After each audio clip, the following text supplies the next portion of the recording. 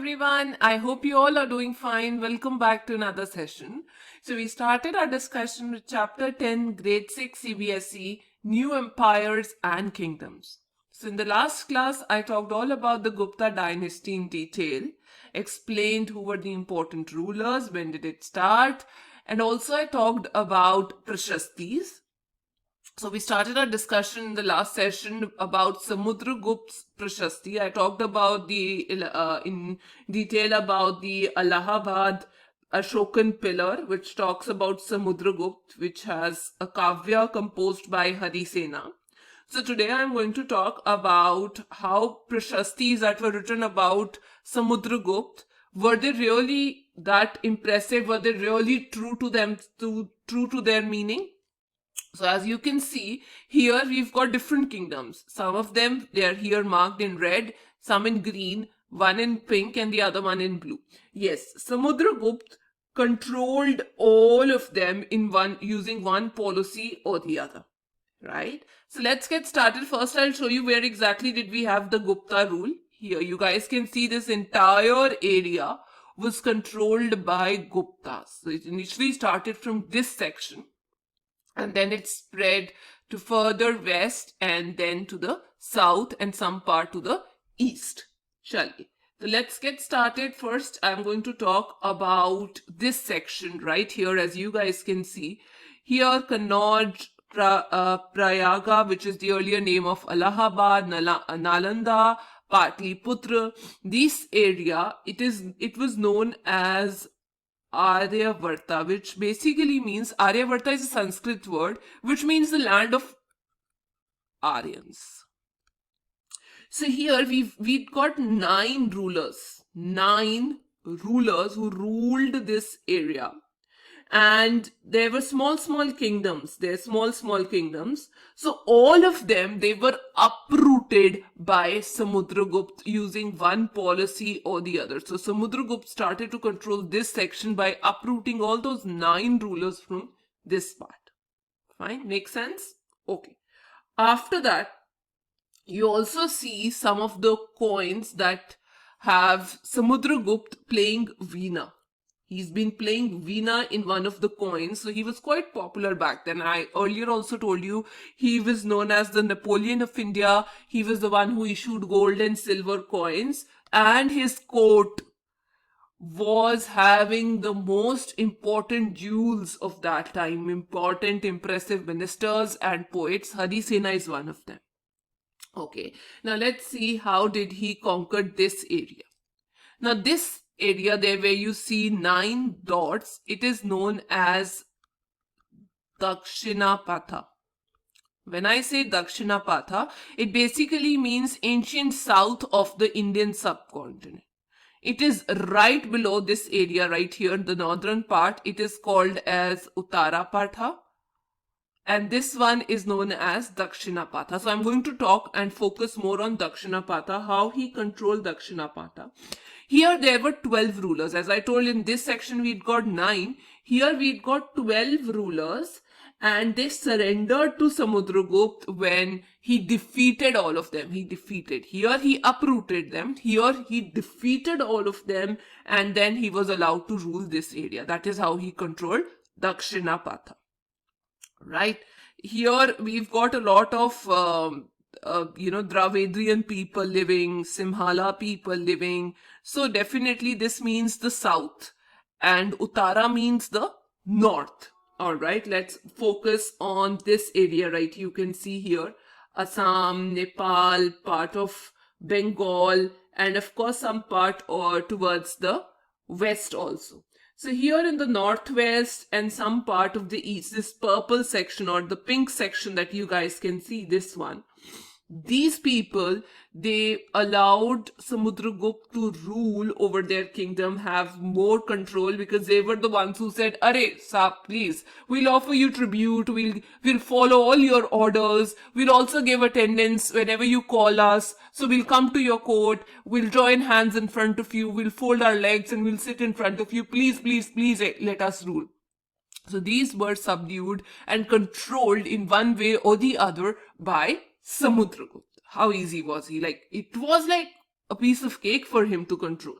And now I'm going to talk about these outlying areas here you can see in blue, and also some part of Sri Lanka. Right, so this area, as you guys can see, this we've already learned in Silk Route, that this area was controlled by Kushanas or Shakas, and there were some rulers in Sri Lanka also. So they said, "Sir, please, Samudragupta, we're ready to have marriage alliance with you, and we'll definitely give our daughters away, and we'll have a marriage alliance. So in one way or the other, you can have our kingdom as a dowry gift." Oh my God, that means really this person was up to something. He controlled the most important areas you can see today. Also, it's very, very important. Prayaga, as I told you, is the earlier name of Allahabad. Patliputra is the earlier name, old name of Patna. So he started from all this section, and he went to further south, which is not something everybody can achieve. And surrendering to a senior king, isn't that quite impressive? I am impressed by his policies. Chalo. A lot of you might not be aware of Allahabad because now we've got its new name. So I'll update the new name also. It's Prayag Raj. It's in Uttar Pradesh. Right?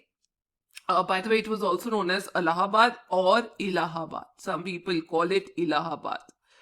Right? Alright, so guys, now let's move on to the next topic. Right here, as you guys know, I'm going to talk about genealogies.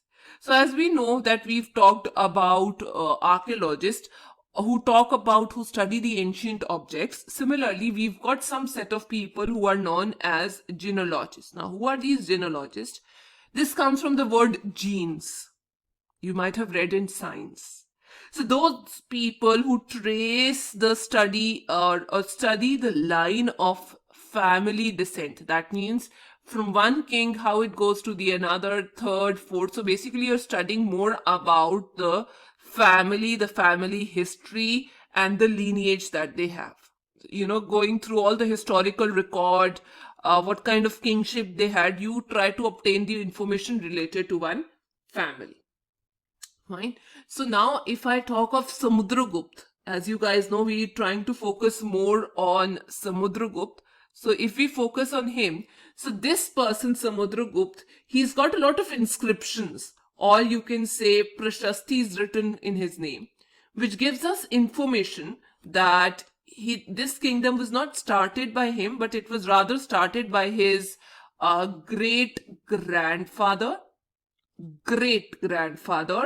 right? And then came his grandfather, then came his father. So we get to know a lot about his grandfather, his father, and then came him. He also had his mother. If his father was Chandragupta first, so I'll make it easy and clear for you. So let's say this is Samudragupta, and here I've got his father Chandragupta. He married Chandragupta. He married Kumara Devi. She belonged to Vaji kingdom. There is a place that's called Lichavi, and she belonged to Lichavi Ghana. And these two people, the Guptas, they adopted the title of Maharaja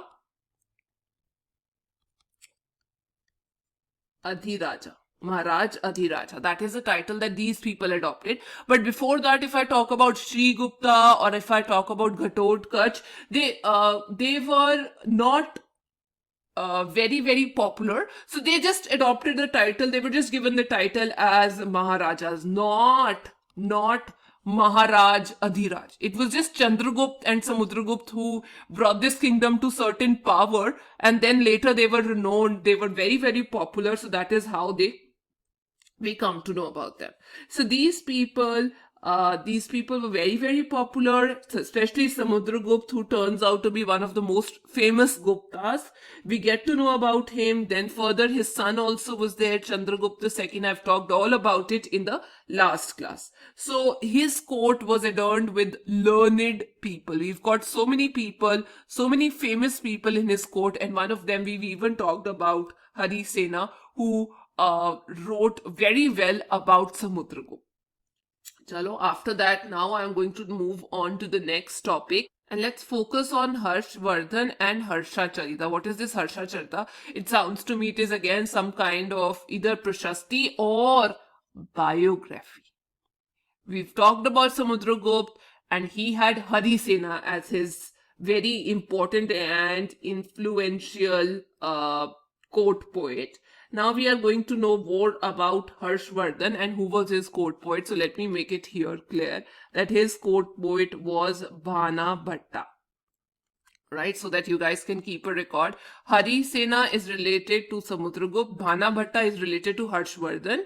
By the way, Harshvardhan was also known as Harsha in the history. So he belonged to which family and where did he start from? I'm going to talk about all of them, but here you guys can see this area. He belonged to Pushyabhuti's family.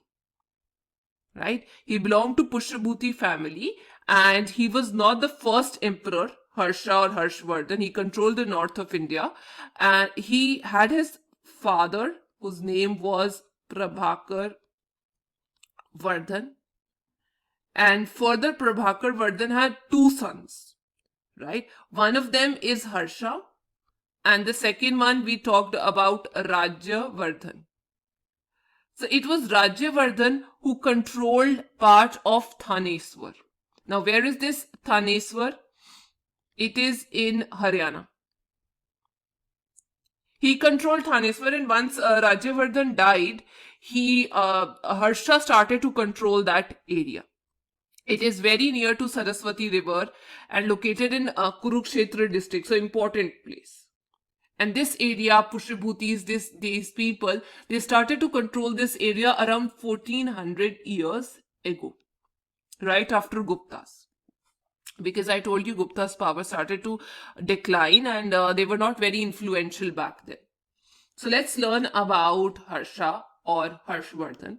So we try to get to know about Harsha from one of his important biography that was written by his court poet, whose name I just introduced. His name was Bhana Bhatta. He wrote a biography on Harsha that was known as Harshacharita. And this biography, it was written in Sanskrit. So we get to know a lot about Harsha. We also get to know about his father, his brother-in-law, and his own brother. So there was another person I introduced you. He was a Buddhist monk who came all the way on foot from China to India to know more about Buddhism. He also stayed for quite some time at his court, and he wrote a detailed summary of how Harsha ruled that empire. So we've got a detailed account of Harsha from Zhuang. So more about Harsha, but in the next class. In case you guys like the session, please do not forget to like, share, and subscribe. Thank you.